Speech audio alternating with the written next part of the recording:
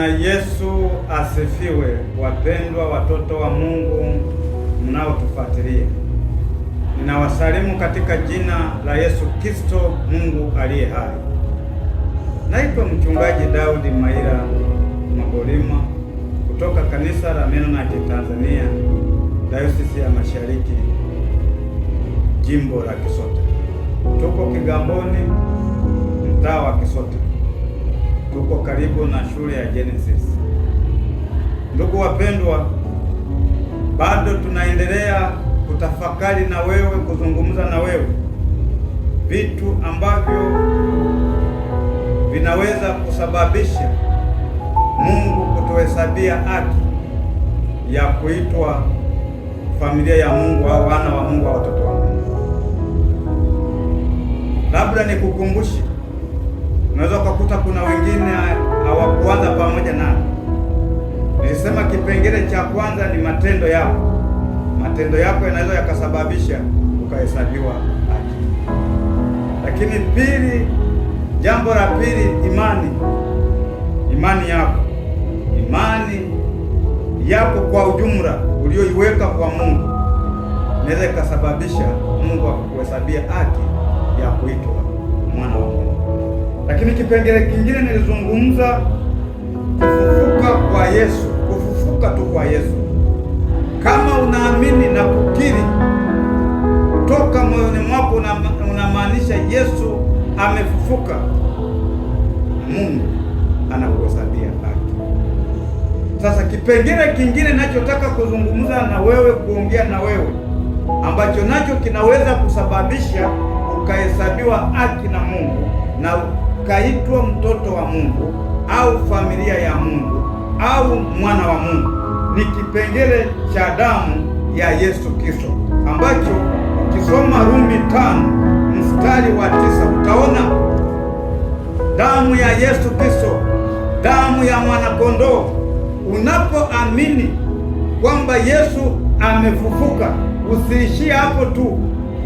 Amini kwamba Yesu alipokuwa anateswa pale msalabani, Yesu alipokuwa anasulubishwa pale msalabani, kuna vitu vingi vimetokea sana pale msalabani. Jambo la muhimu ni damu ya Yesu kumwagika pale msalabani, ikachulizika pale msalabani hadi ikaanguka kwenye ardhi. Kulikuwa na maana kubwa, damu ya Yesu kutoka msalabani hadi ikamwagika kwenye ardhi. Tulikuwa tunakombolewa, tunatoka kwenye utumwa wa shetani, tunatoka kwenye kifungo cha shetani, kwenye utumishi wa shetani, tulikuwa tunatumikishwa. Kwa hiyo damu ya mwanakondoo ni kitu cha muhimu sana, ni kitu cha thamani sana kwenye maisha yetu, kinachoweza kusababisha sisi tukawa miongoni mwa familia ya Mungu, tukaitwa watoto wa Mungu, tukaitwa wana wa Mungu. Damu ya Yesu Kristo, sijui wewe unaionaje damu ya Yesu Kristo? Kumbe damu ya Yesu Kristo, ndugu wapendwa, watoto wa Mungu, wana wa Mungu, ni ya muhimu sana, ambayo imevunja kila laana, ambayo imeharibu kila laana, imeteketeza kila laana. Mikosi ya namna mbalimbali imesambaratika, imetawanyika kwa sababu ya damu ya Yesu Kristo. Imesababisha ardhi ikawa tena na rutuba kwa sababu ya damu ya Yesu Kristo. Kwa hiyo ukiamini kwamba damu ya Yesu iliyomwagika pale msalabani ikaanguka kwenye ardhi, ikaanguka kwenye udongo, ikaanguka kwenye mchanga, ni ya muhimu sana, ni ya thamani sana. Tumepata kupona, tumepata kufunguliwa, tumetoka kwenye magonjwa, tumetoka kwenye mateso na laana za aina mbalimbali.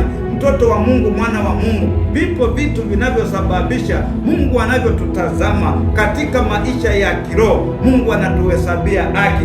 Kipengele kimojawapo kingine ni damu ya Yesu Kristo, damu ya mwanakondoo, kama kitabu cha Ufunuo kinavyosema, damu ya mwanakondoo ya thamani. Damu ya mwanakondoo ni ya muhimu sana mpendwa, Kwenye biashara yako ni ya muhimu, kwenye safari yako ni ya muhimu. Taja damu ya Yesu Kristo, ukimaanisha, ukiamini kwamba inafanya kazi, inafungua watu kutoka kwenye mateso, kutoka kwenye magonjwa, kutoka kwenye laana, kutoka kwenye mikosi, kutoka kwenye mizimu ya nyumbani kwenu. Watu wengine wanasema hawawezi kupiga hatua, hawawezi wakafanikiwa, hawawezi wakasonga mbele, lakini nataka nikuhakikishie, ipo damu ya Yesu Kristo ilipochiriziza chini kwenye ardhi kwa ajili ya kutakasa kila kitu, kile kilichokuwa kimelaaniwa, kile kilichokuwa kimeibiwa, kikarejeshwa tena kwa damu ya Yesu Kristo aliye hai. Mungu akufunulie ndugu mpendwa, uwe na imani tu kuamini damu ya Yesu Kristo kwamba ni ya muhimu na ni ya thamani inayoweza kusababisha wewe Mungu akuhesabie haki,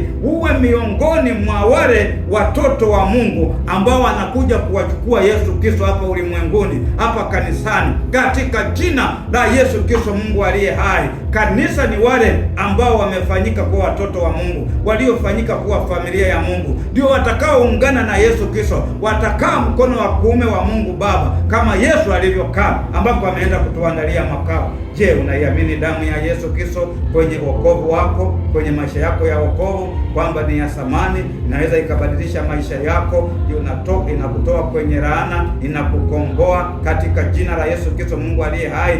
Usipoiamini, ni kazi yako mwenyewe, ni juu yako wewe mwenyewe, lakini nataka nikufundishe kwamba uweze ukahesabiwa tu haki kwa vitu vingine. Hata damu ya Yesu Kristo ni ya thamani sana.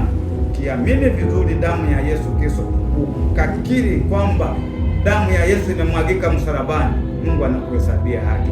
Mungu akulinde, Mungu akupiganie kokote unakopita, kokote unakokwenda. Damu ya Yesu ikajizirishe, damu ya Yesu ikajizirishe kwenye ofisi yako, damu ya Yesu ikaonekane kwenye shamba lako, damu ya Yesu ikaonekane kila ardhi unayoitawala, kila ardhi ulio nayo. Damu ya Yesu itawale mahali pale, ikavunje kila laana, ikavunje kila mikosi ya aina mbalimbali, ikavunje mikosi ya nyumbani kwenu, mikosi ya nyumbani kwenu, mikosi ya nyumbani kwetu, laana za kwetu zinazozuia usipige hatua, zinazozuia usiwe na mafanikio, zinazozuia usiwe na maendeleo. Damu ya Yesu inatakasa, damu ya Yesu inaharibu kila kitu, damu ya Yesu inaharibu kila kitu kilicho kinyume na mapenzi ya Mungu, katika jina la Yesu. Mungu azidi kukufungulia milango ya neema na rehema tele.